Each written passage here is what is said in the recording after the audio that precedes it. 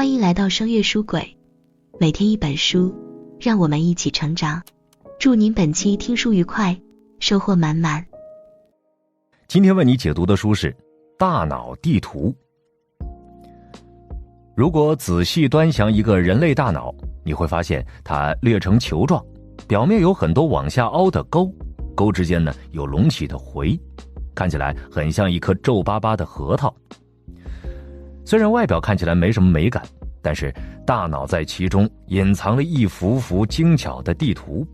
正是在这些地图的指引下，我们才能看到眼前的景象，听到耳边的话语，才能用手去触摸物体，用思维去想象未来。大脑其实是一本丰富的地图册，这不是什么浪漫的比喻，而是客观存在的生理结构。每一张所谓的地图都对应着大脑中的特定区域，承担着帮助我们处理信息、认知世界的职能。和常见的地理地图不同，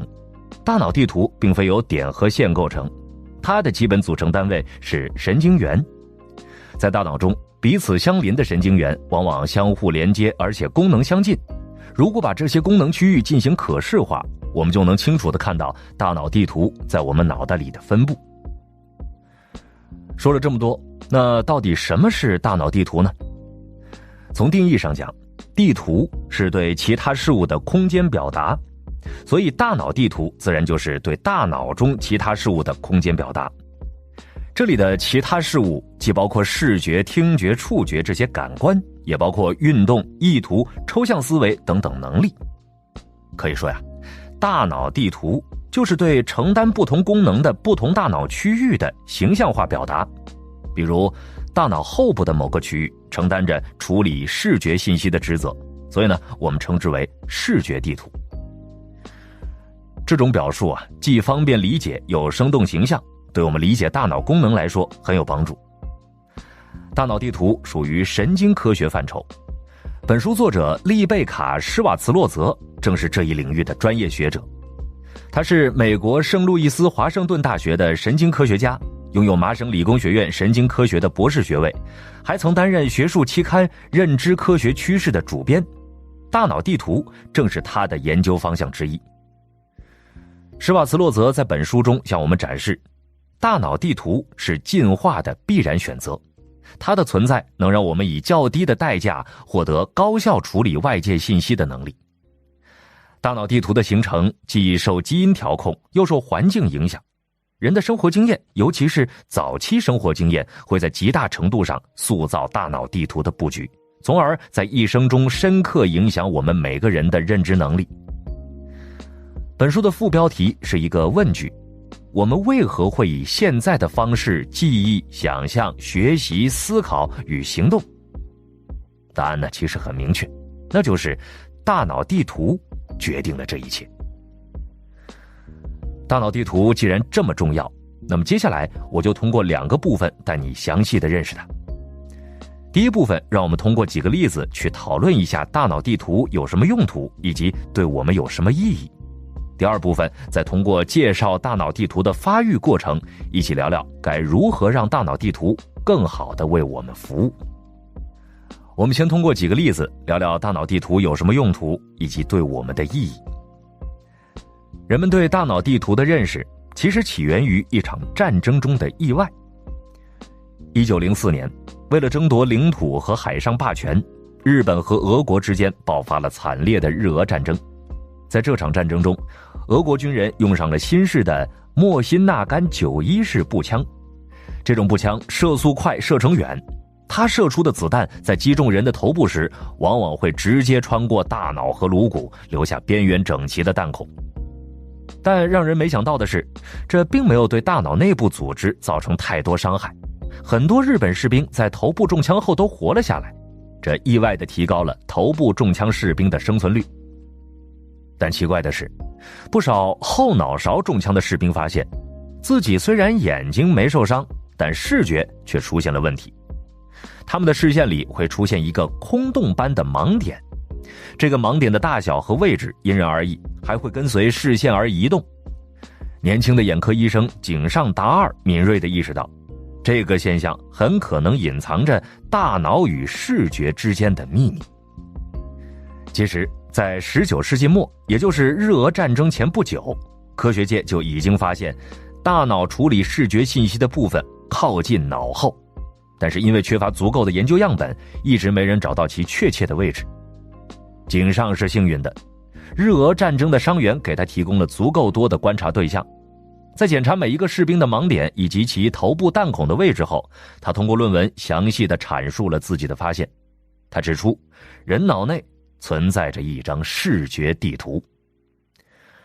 这张地图分为2半，对称地分布在左右脑的最后方，而且和对应的视野相比，视觉地图是上下左右颠倒的。右视野反映在左脑，左视野反映在右脑，下半部分视野对应视觉地图的上方，上半部分视野对应视觉地图的下方。更重要的是，这个视觉地图还严重失真，对应中心视野的部分所占比例格外大，就像在中心视野区域放了个放大镜一样。比如你站在名画《蒙娜丽莎》跟前，凝视着女人的微笑，这时蒙娜丽莎的脸就会占据你视觉地图的绝大部分面积，周围视野所占面积则很小。光凭想象你就能感觉出来，这种失真的地图很奇怪。可它为什么非得构造的这么失真呢？原因和大脑地图的用途密切相关。简单来说，就是大脑在综合各方面资源做最重要的事。大脑有点像芯片，芯片里晶体管的数量越多，芯片的性能就越强。同理，大脑里神经元的数量越多，也就越聪明。牛和黑猩猩大脑的体积差不多，但是黑猩猩大脑的神经元更密集，神经元总数也更多，所以黑猩猩要比牛聪明得多。多长点神经元当然很好，这些多出来的神经元能够让生物做出更复杂、更准确的动作，还能支持导航、记忆、自我控制、计划、推理等其他能力，每一种都对生物生存很有好处。那这是不是意味着神经元就越多越好呢？要是这么想，那就把问题简单化了。因为多长神经元也要付出很大的代价。神经元是能量消耗大户，它发出的每一次脉冲都必须泵入和泵出特定的分子，这些微型泵昼夜不停，能耗很大。大脑只占人体体重的 2%， 却消耗了摄入能量的 22%， 它对我们身体带来的能量负担可见一斑。另外，神经元也很占用空间，单个神经元需要直接与大脑中其他数百个神经元相互连接，才能够充分发挥功能。连接的结构是树突和轴突，都会占用体积。可以想象，如果大脑中神经元的数量太多，我们的脑袋显然就会盛不下。神经元既耗能又占地方，所以呢，并不是越多越好。动物们必须结合自身实际，量力而行。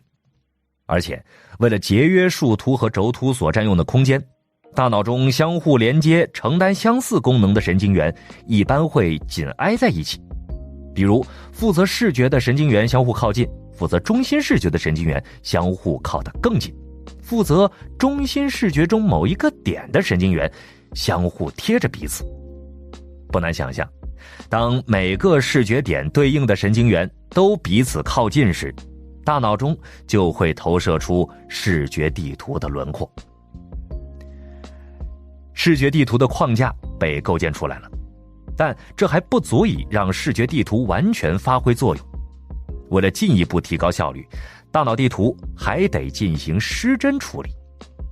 不知道你有没有注意过，在全部视野里，其实只有中心视野是清晰的，周围视野则相对模糊。比如，你很难用余光看清书上的文字。这个现象其实正好对应我们眼球的视网膜构造。视网膜的中央区域名为中央凹，这里的光感受器比其他地方密集得多，大脑就得拿出更多的神经元来处理中央凹的视觉信号。所以，视觉地图在基本轮廓之上还得进一步失真，才能满足处理视觉信息的需要。这时候可能有朋友问了，那为什么我们不能让整个视野都变得清楚呢？那其实不是不想，而是不能。因为要想让外围视野也像中心视野那样清楚，视觉地图所占的面积就得增大13倍。我们的大脑寸土寸金，每个区域都有自己的职能，它显然没有那么多面积可供挥霍。所以大脑选择了折中方案，全力保全中心视野，相对忽视周围视野，通过眼睛的快速移动和不停扫视，确保我们能够及时看到有用信息。通过介绍视觉地图，你应该发现了，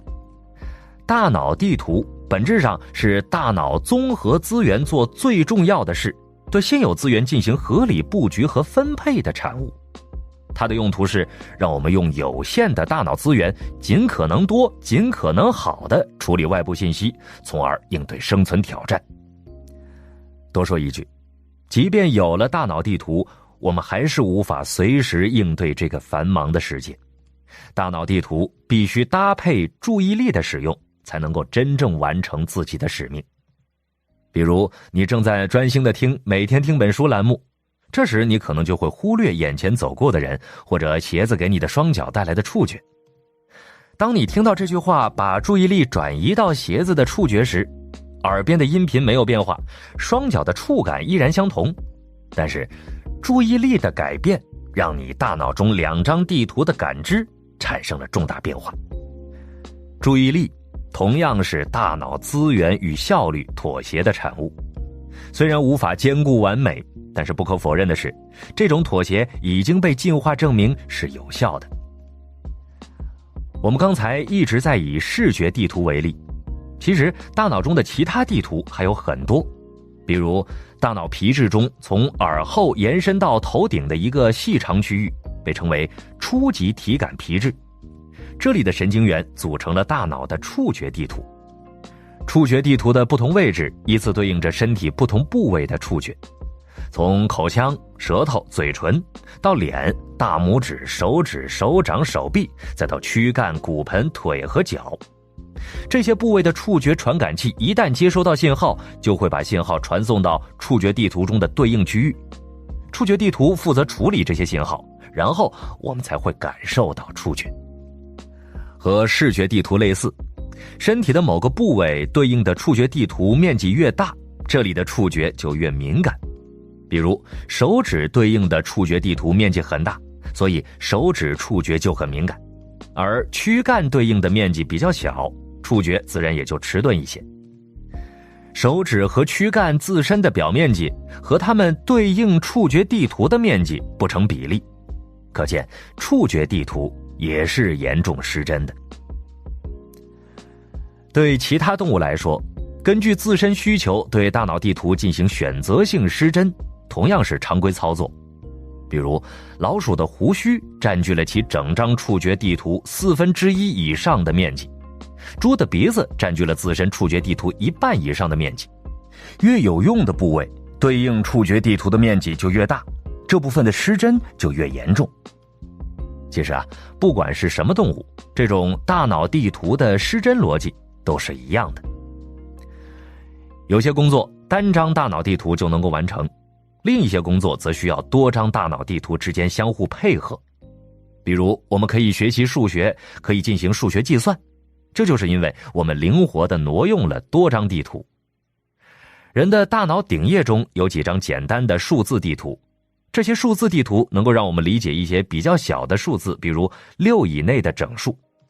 但是在理解更大的数字时，现有的数字地图就不够用了。那怎么办呢？大脑解决这一问题的方式堪称精彩。其中一种方式是让数字与空间建立起联系，比如空间的左边代表着小数，右边代表着大数。在比较2个数字的大小时，我们会下意识地对数字进行空间排列，谁在左边谁就更小。当然这只是对数学思维大幅简化的描述，但它足以体现出大脑的灵活性。大脑能够按需挪用多张地图，利用少数几种能力灵活组合出无数种复杂能力，这样就能在不增大颅骨大小的情况下，无限扩大思想疆域。大脑地图对我们的意义在此得到了极大延伸。它不仅赋予了我们基础的思维工具，还让我们能够灵活组装这些工具。智慧的种子正是在大脑地图这方沃土上萌发的。好的，说完了大脑地图的用途和意义，那接下来我们再通过介绍它的发育过程，谈谈该如何让大脑地图更好地为我们服务。大脑由上亿个细胞组成，在这个无比复杂的器官中雕琢一张张地图，往复杂了说是项超级工程。但是往简单了说，大脑地图的发育其实也就2步。第一步是根据基因搭建框架，第二步是参考环境重新布局。我们先来说第一步，基因是如何搭建大脑地图框架的。大脑地图的发育从胚胎早期就已经开始了，在多种化学物质的指引下，新生的神经细胞陆续迁移到指定位置，为成人后的大脑区域奠定了基本蓝图，规定了各个大脑地图的相对大小和位置。还是以视觉地图为例，眼球视网膜里的神经细胞一旦入驻新家，就会立刻长出长长的轴突，这些轴突不断地摸索前进。在此期间呢，大脑分泌的化学物质会告诉轴突该往哪里生长，并且让轴突从原始眼睛的位置跋涉到大脑中一个名为丘脑的区域，并且在这里与丘脑的神经元精准对接。随后，丘脑中负责处理视觉信息的神经元又会长出轴突，向初级视觉皮质移动，并与那里的神经元建立连接。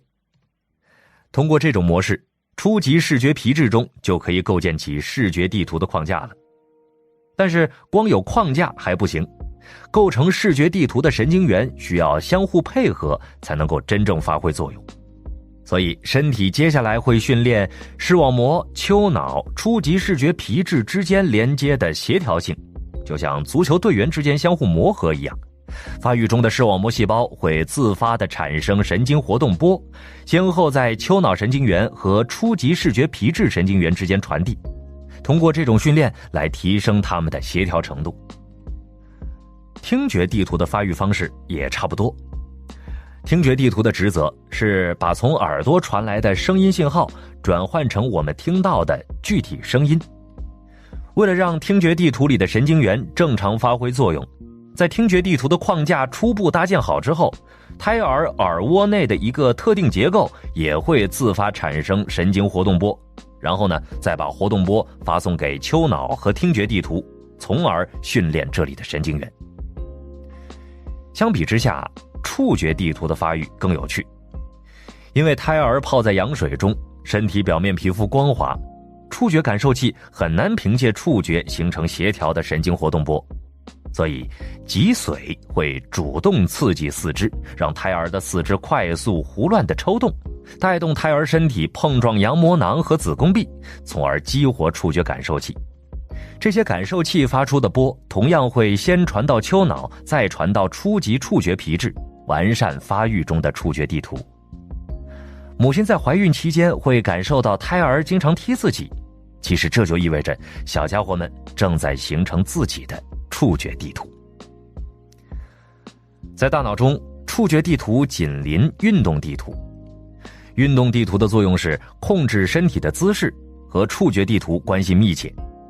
胎儿触觉感受器传来的神经活动波，在经过触觉地图后，还会被进一步传递到运动地图中，顺便训练一波运动地图的协调性，可谓一举两得。到了妊娠晚期，大脑的主要连接就都创建成功了。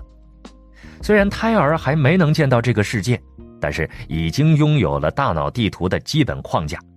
接下来就是大脑地图形成的第二步，参考环境重新布局。胎儿出生后，大脑地图离定型还差得远。在生命早期，大脑地图很容易受到环境因素的影响。新生儿在出生后会不断地收集外界信息，然后根据接收到的信号来调整成长路径。有研究发现，通过加强新生儿对特定领域的学习，大脑地图就能够调整资源投入，让对应大脑地图的神经元生长出更多连接。从宏观上看，这些大脑地图所在的区域就会变厚。这一现象已经被实验证明过多次。比如，只要每天给住院的早产儿播放3小时母亲的心跳声，或者在子宫里能听到的外界声音，婴儿的听觉皮质就会逐渐变厚。如果经常挠婴儿的脚趾，婴儿触觉地图中脚趾所对应的区域也会变厚。不过，这种调整主要发生在人的生命早期，随着年龄变大，调整程度会变得越来越小。比如，有些婴儿患有先天性白内障，出生后视网膜细胞无法接收外界视觉信号的刺激，这就会对视觉地图的发育过程造成严重破坏。如果婴儿的白内障在出生几周内被切除，之后恢复正常视力的概率就很大。此时大脑地图还有高度的调整灵活性，之后每延迟1周，孩子恢复正常视力的概率就会下降一点。如果迟迟没有视觉信号的刺激，视觉地图的功能最终就会彻底退化。可这是为什么呢？难道大脑就不能一直保留这些功能吗？其实这是大脑的一种适应性策略，能够确保大脑没有任何部分被浪费掉。比方说，有些先天失明的孩子，他们的视力无法通过手术矫正，注定生活在黑暗之中。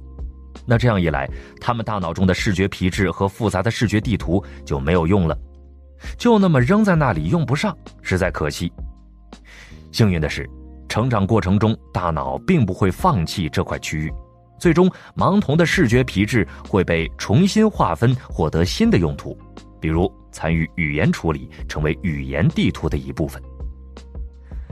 在更极端的情况下，大脑甚至可以用1半的体积重新构建所有大脑地图。比如科研人员曾经研究过一位患有特殊疾病的婴儿，他的右脑在发育早期就停止了生长，所以出生时基本只有左半边大脑。然而，除了左侧身体活动略有困难以外，他的各项功能都十分正常。比如尽管只有1半的视觉地图，但是他的视力和正常人没有什么区别。这意味着他的大脑重置了左脑的视觉地图，使其能够表达2倍于原来的视觉空间。老天为你关上一扇门，就会再给你开上一扇窗，其实就是对这个过程的精妙总结。不过，如果失明发生在成年以后，那大脑地图的调整和适应就会很有限，因为成人根本不会像婴儿那样发生大脑地图的颠覆性重组。再比如，有研究发现，会弹钢琴的人大脑运动地图中双手对应的面积比不会弹钢琴的人更大，而从小学钢琴的人则进一步比长大后才学钢琴的人双手对应的大脑地图更大。还是那个原因，大脑地图在人小时候适应性更强，能更灵活地调整自身功能的划分。当然，成年人的思维认知能力要比小孩强得多，但是这只是因为成年人已经在现有能力的基础上，通过架起认知阶梯，组合多张大脑地图，发展了新的能力。但是能否架起这些认知阶梯，则在很大程度上取决于童年的经历，因为成年人发展新能力的基础仍是人生早期发育的这些基本大脑地图。这样看来，人生的早期经历对大脑地图的影响是极其深刻的。在明白这一点后，那我们该如何让大脑地图更好地为自己服务呢？近几十年来，人们越来越认识到，胎儿环境和早期生活经验会对人的健康和幸福产生强大而长期的影响。胎儿和童年时期的经验甚至能够塑造我们一生的生理机能。动物实验有力地证明了这一点。新生的紫薯出生时看不见东西，也走不了路，这时母鼠会经常舔紫薯来给紫薯抚慰，而紫薯出生后1周内被舔的次数多少，直接决定了未来对压力的生理反应程度。和经常被母鼠舔的紫薯相比，很少被舔的紫薯长大后体内的应激激素水平更高，更容易受到惊吓，更难融入新环境，而且这种影响会持续一生。原因简单来说就是早期经验会重塑他们的大脑和身体，让其时刻为不确定性和危险做准备。对于人类来说也是如此。最著名的例子是二战期间被纳粹德国占领的荷兰曾经历大规模饥荒。虽然饥荒持续时间不长，而且荷兰人民在战后也过上了很好的生活，但那个饥荒的冬天还是给当时孕育或出生的孩子带来了一道看不见的伤疤。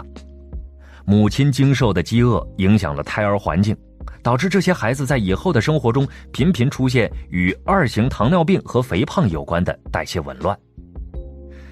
这些例子都表明，胎儿时期和童年时期的经验能够影响我们的身体，并且改变我们一生的生理机能。童年是一段紧张的学习和准备时期，是身体和大脑从环境中疯狂学习的时期，它会铭刻于你的内心，左右你未来的命运。我们所能做的就是充分认识到童年时光的宝贵性，努力给孩子们提供丰富和互动的生活环境，以便帮助他们形成各种各样的地图。这些神经基础将为他们的一生带来便利。考虑到童年经验的长期影响，保护和支持儿童既是一项道德义务，也是对社会的一种明智投资。另外，我们还能为那些没有丰富童年、早期生活条件艰苦的成年人提供额外的支持。虽然成年后大脑地图的灵活性大大降低，但是这种灵活性并没有彻底消失。我们在成年后仍能通过努力不断地完善自己的大脑地图，因此帮助这些成年人对社会的整体进步仍然是大有好处的。好，到这里本书内容就介绍的差不多了。简单总结一下，我们首先聊了大脑地图的用途和意义。大脑需要足够聪明来应对外界挑战，但是因为资源的限制，它又不能无限生长，所以大脑地图应运而生。它的作用是帮助大脑集中力量办大事。大脑通过生成地图提高了效率，通过让大脑地图失真抓住了重点，再通过注意力让人能够集中精力应对挑战。大脑地图的重要意义在于，它不仅赋予了我们基础的思维工具，还能让我们灵活组装这些工具，从而获得更加复杂的思维能力。从这个意义上讲，人的智慧就萌发于此。接着我们介绍了大脑地图的发育过程，以及该如何让其更好地为我们服务。大脑地图的发育主要分为2步，分别是根据基因搭建框架，以及参考环境重新布局。人生的早期经历对大脑地图的发育极其重要，婴幼儿可以灵活地调整大脑地图的分布，而成年人的学习潜力却十分有限。因此，我们应该充分重视大脑地图的早期发育，努力给孩子们提供丰富和互动的生活环境，以便帮助他们形成各种各样的地图，在未来的人生中更好地迎接各种挑战。本期内容的最后，我还想和你分享一下大脑地图的远期应用前景。这些应用能力让我们对大脑地图的未来充满期待。对于那些因病或事故陷入昏迷的植物人来说，他们虽然可能还保有意识，但无法与外界交流，而大脑地图很可能就是未来的破局点。人与人之间的大脑地图存在相似性，进行相似的意识活动时，大脑地图的活跃模式也相似。所以从理论上讲，一个身体没反应但有意识的人，如果能在心里想特定的事儿，那外界人就可以通过技术手段检测到。基于这个思路，剑桥大学的神经学家团队做了一项研究，他们把无法与外界交流的植物人病人置于核磁共振仪中，然后对病人提出一系列问题，比如你的父亲是不是叫托马斯，你有兄弟姐妹吗，等等。如果答案是肯定的，就让病人想象打网球；如果答案是否定的，就让病人想象在家里走来走去。然后他们通过检测运动地图不同区域的活动状态，竟然真的与病人成功地进行了交流，实现了所谓的读心术。